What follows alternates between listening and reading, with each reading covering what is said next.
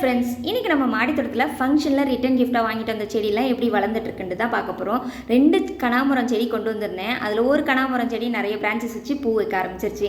ஏன் கொம்பில் தொடுறோன்னா இப்போ தான் ஒரு 4-5 கம்பளி பூச்சி எடுத்து போட்டிருந்தேன். அந்த பயத்தில் தான்.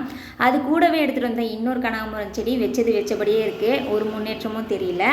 அது கூட கொண்டு வந்திருந்த 2 மல்லி செடி, ஒரு மல்லி செடி நிறைய கொஞ்சம் கொஞ்சமாக பிரான்ச்சஸ் வச்சு வளர்ந்துட்டுருக்கு.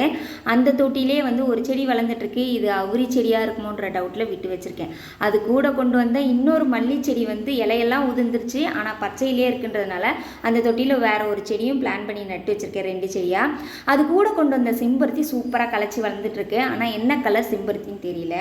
அப்புறம் அது கூட கொண்டு வந்த இந்த நந்தியாவட்டம் மரமாக வளருன்றதுனால தரையில் வச்சுட்டேன்.